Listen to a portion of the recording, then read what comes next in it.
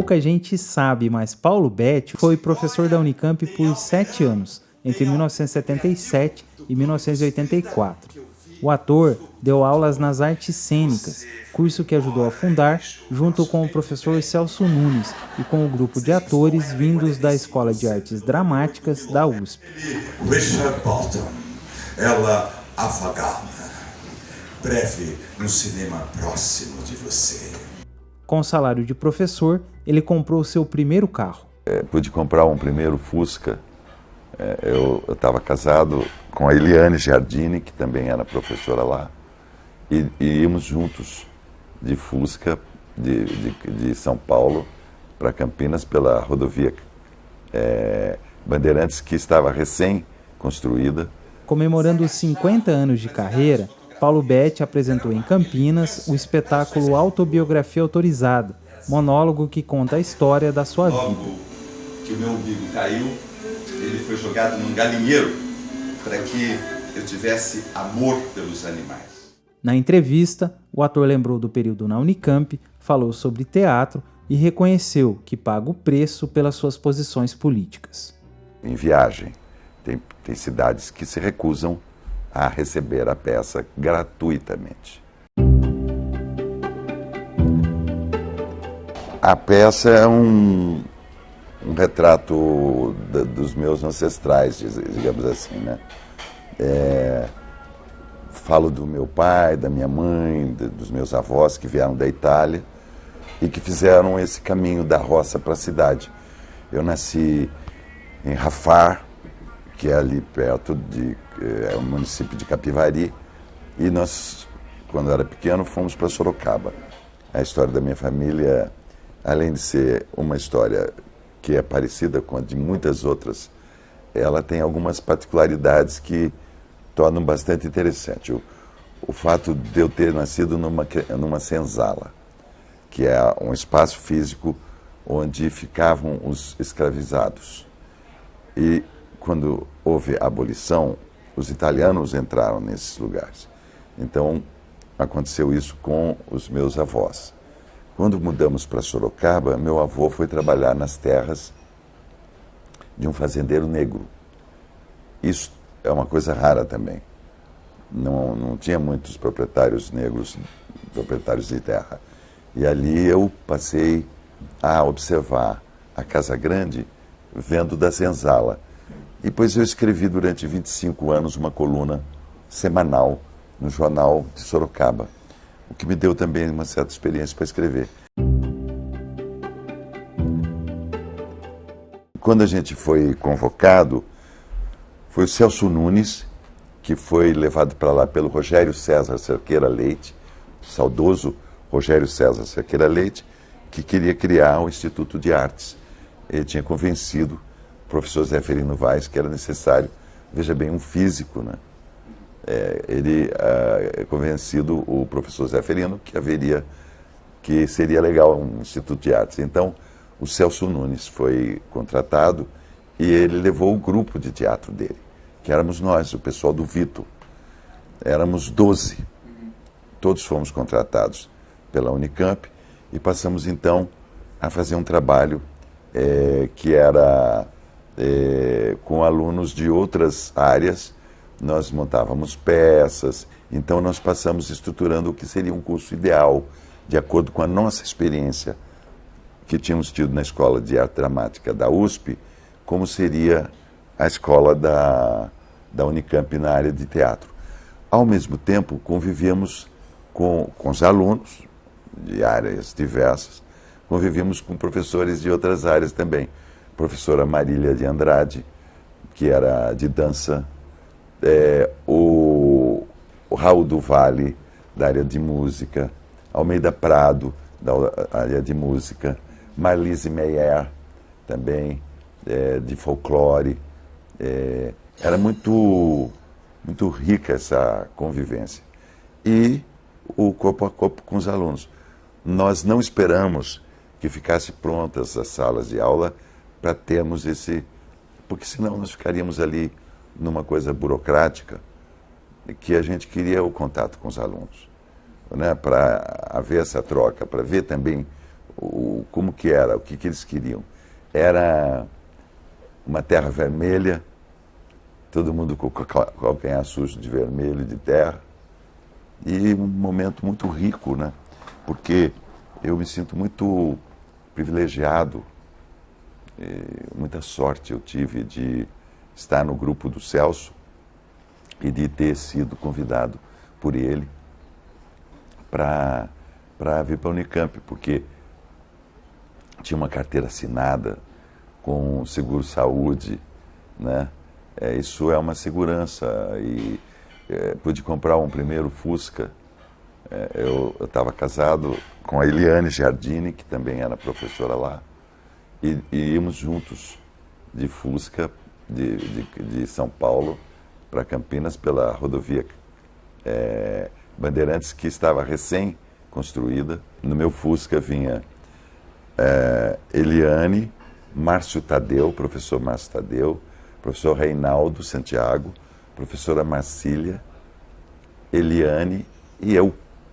Vimos em 5 no Fusca e todos contribuíam para ajudar a pagar a gasolina, né? Então você vê que foi um começo muito romântico, mas foi uma segurança que nos deu naquele momento a todos, ter um emprego, né?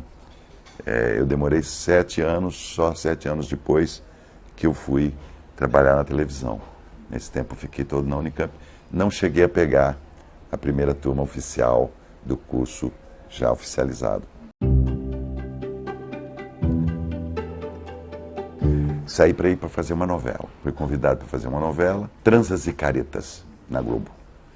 Durante o período que eu estive na Unicamp, eu fiz outras novelas. Eu fiz Bandeirantes, Os Imigrantes, eu fiz também uma novela na Tupi, mas essa novela fez com que eu tivesse que suspender meu contrato com a Unicamp, deixar ele em suspenso. Se eu não me desse bem na televisão, não gostasse, poderia voltar. Depois de 2 anos, eu fui contratado para outra novela e tal. Aí eu recebi uma ligação do professor Celso Nunes dizendo que eu devia abrir a mão então do meu contrato para que ele pudesse trazer um outro professor no meu lugar.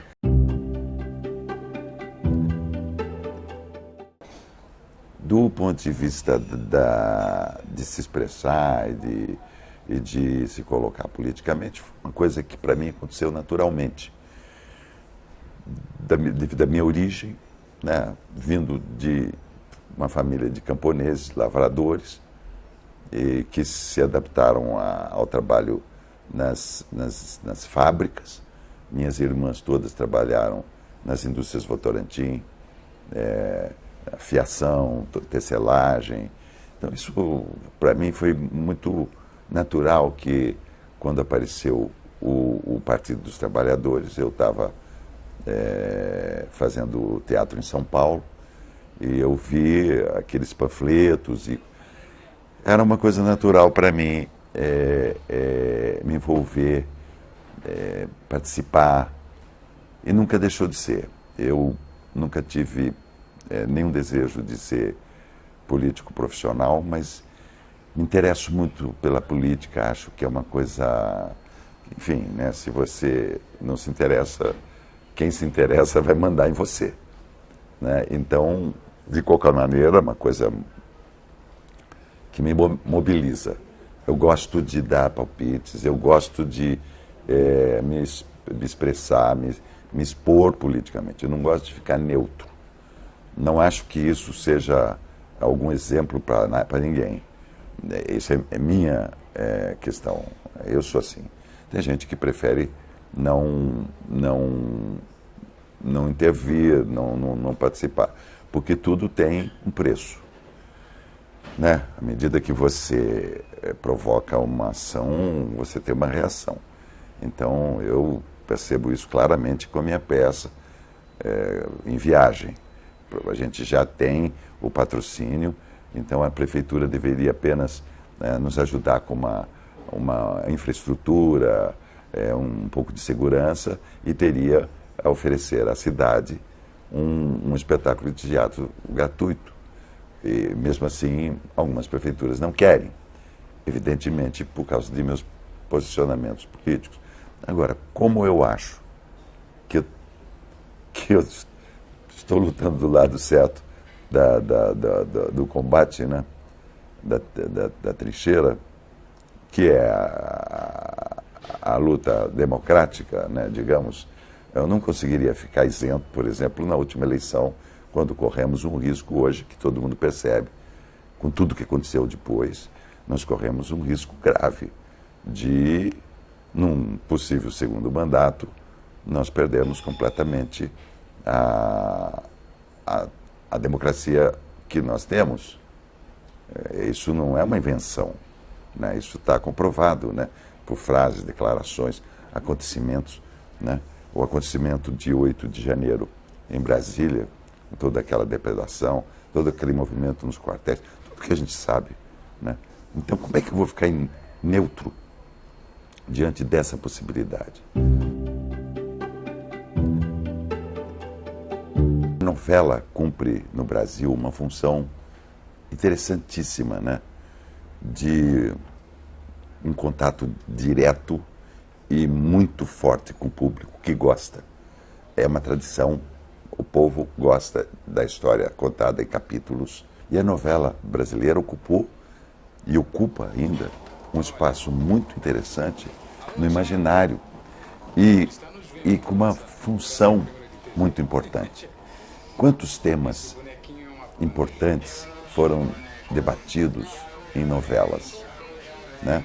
Temas que fizeram a gente melhorar nosso comportamento diante de situações familiares, coisas relacionadas com vacina, coisas relacionadas com bem-estar público, né? Higiene. Quantos costumes a gente não teve oportunidade de experimentar na dramaturgia, porque, como dizia o professor Antônio Cândido, o espectador da novela, ele está vivenciando aquilo que está sendo contado, mas sem que sofra nenhuma consequência. Então, ele passa pela experiência emocional e isso pode fazer com que ele tenha uma consciência sobre aquilo sem correr risco, né? Então, a novela é uma coisa muito positiva. Eu tenho ideias, hoje, como eu estou fora da televisão momentaneamente, eu fico observando as novelas. Eu gosto muito de assistir novela. E acho que temos autores incríveis. Não só, por exemplo, o Aguinaldo Silva, eu trabalhei em 6 novelas do Aguinaldo. Evidente que o Aguinaldo sabe como conduzir o folhetim. A Glória Pérez, Silvio Abreu, atualmente tem Thelma Guedes do Carrachide, Alessandra Pode. Tem um monte de gente boa, gente nova, fazendo novela.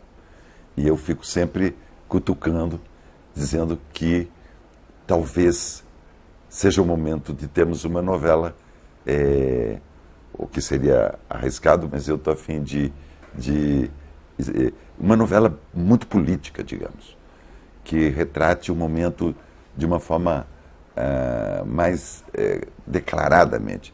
Por exemplo, você nunca ouviu falar, atualmente, numa novela que se passa nos dias de hoje, alguém falar o nome de Bolsonaro. Ninguém fala assim, ontem o Bolsonaro falou isso. É coisa que fala o dia inteiro, né? Alguém fala assim, nossa, o Trump taxou em 25% o aço. Quer dizer, eu acho que podia ser bacana, mas isso é um palpite de alguém que está de fora. Fiz mais de quase 40 novelas e sempre tive... Eu tenho uma pretensão de que se eu estou naquele ambiente, aquele ambiente vai ser legal. Eu acho isso. Não vou permitir que um ambiente seja ruim se eu estou nele. Então, bastidor. Novela é bastidor. É espera. É camarim. É conversa. Um pouquinho você vai lá e grava, mas o tempo quase maior tempo você está ali com seus colegas, conversando sobre a inflação, sobre o custo de vida, sobre as questões políticas, sobre o texto da própria novela, sobre tudo. Então, é um ambiente estimulante. Depois aquilo que você está fazendo está sendo visto por milhões de pessoas. O teatro está vivo. As pessoas gostam de ir ao teatro. Se tiver boas peças. E outra, depois da pandemia, houve um desejo das pessoas de conviverem, de estarem juntas. As peças acabaram recebendo bastante público. Então nós temos um movimento de teatro bastante significativo, muita peça boa, muito espectador, né? Eu acho, eu sou um pouco otimista com relação ao teatro. Acho que o teatro é uma arte que tem esse diferencial, né? É ao vivo, né? É uma história sendo contada ali, naquele momento. E isso faz com que se crie um clima de cumplicidade entre a plateia e a peça, o ator, os atores, as atrizes, porque eles sabem que aquilo está sendo realizado naquele momento. Eu tenho uma cena na peça que eu rodo um peão. Eu jogo um peão no chão com a fieira, né? E depois eu pego o peão na mão. Pouquíssimas vezes eu não consigo rodar o peão. Nas pouquíssimas vezes que eu não consigo, o público fica mais aquecido, porque ele sente que poderia ser a fragilidade do momento, e então ele se empenha. Aí na segunda vez que eu rodo e pego, eles aplaudem, o público participa, né? Então, o teatro, eu acho que é uma experiência insubstituível. Não podemos nos esquecer que o Ministério da Cultura foi extinto e se colocou uma secretaria onde o chefe, o que presidia lá, era uma pessoa não próxima do meio artístico e que tinha, evidentemente, valores completamente contrários ao que significa arte e cultura. Aí entra o governo novo e tem o Ministério da Cultura, que tem que reconstruir tudo aquilo que foi destruído. Isso me dá esperança de que nós vivemos um outro momento melhor. Eu vejo isso com muita esperança. Para nossa sorte, tivemos o evento Ainda Estou Aqui. Belíssimo filme, emocionante, que conta uma história necessária, que tem muito a ver com a Unicamp, porque é a história da família do Rubens Paiva e do Marcelo Paiva. Eu tive a honra de fazer a direção da peça teatral Feliz Ano Velho, que já contava essa história de uma outra maneira, através da história como foco principal do Marcelo. Mas Dona Eunice era um personagem muito forte, assim como o Rubens Paiva também, na peça Feliz Ano Velho, que eu dirigi em 84, quando acabei de sair da Unicamp e dirigi essa peça. Ainda Estou Aqui é uma felicidade, né? Porque mostra quanto é importante a arte, né? Quanto é importante a cultura. Quer dizer, de repente um filme faz com que um assunto ganhe um foco novamente e que todo mundo diga, puxa vida, temos que entender que alguém tem que ser punido, porque houve um crime, mataram o Rubens Paiva dentro de um local da repressão. Então existem responsáveis por aquilo. E o filme vai levantando isso. E levantando a história recente do país e fazendo com que muita gente que não sabia, jovens, eu tenho experiência com muita gente muito nova, que sai do filme chorando, porque viu o quão duro que é você viver num país onde você não tem liberdade, onde a qualquer momento alguém pode desaparecer com você, né? E alguém do Estado repressivo pode levar você. Então as pessoas não têm noção, né, quando falam, eu quero que volte a ditadura, não sabem o que estão falando. Então um filme que nesse sentido eu acho que foi uma sorte, né? E depois mais ainda, né, um cineasta que tem, né, essa dimensão mundial, né, que pode colocar esse filme em outros países. O filme está passando nos Estados Unidos, está passando na França, está passando em Portugal, está passando na Itália, está sendo premiado em tudo quanto é lugar, está indicado para 3 Oscars. E tem um momento de esplendor da Fernanda Torres, que está inspirada e preparada, né? Uma pessoa que escreve, tem uma noção do geral, que tem uma formação absolutamente requintada, né? Quer dizer, não é à toa que você é filha da Fernanda Montenegro e do Fernando Torres, pai dela, que é um grande diretor e ator também, o irmão também é um diretor de cinema. Então a Fernanda Torres, ela está felicíssima e inspirada e preparada. Então isso é mais uma sorte, porque entrevistas aqui, entrevistas ali, e essa mulher falando coisas incríveis e mostrando o quanto é importante para nós, para o Brasil, termos um cinema. Eu acho até, já que estamos falando numa entrevista para Unicamp, que devia cair no vestibular filmes brasileiros. Então, os estudantes deveriam saber que pode cair como questão de prova de vestibular algum assunto relacionado com o filme brasileiro.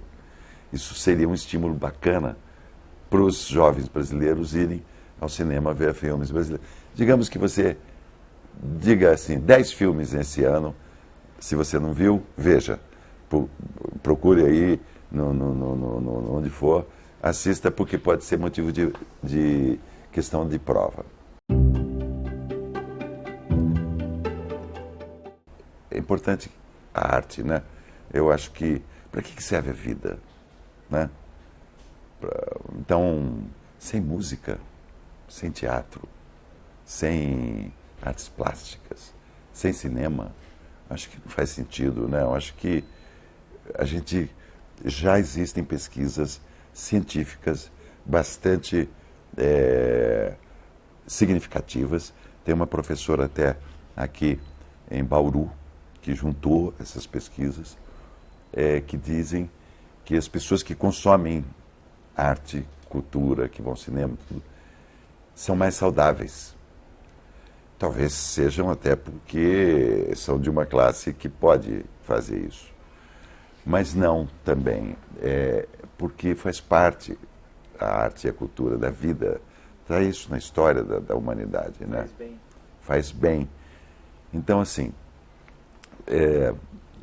firmes aí na luta pelo teatro, pela cultura, e nós somos grandes. Muito obrigado, Paulo. Obrigado a você. Prazer enorme falar contigo, viu? Muito prazer também, muito obrigado. Obrigado, querido. Sabe o que é importante? Quando você quer cobrar alguém que está te devendo uma grana, você escreve, eles ensinam isso, você vai escrevendo meio suave no começo, você é uma excelente pessoa e tal, depois você fala assim, mas você precisa me pagar, mas que vem.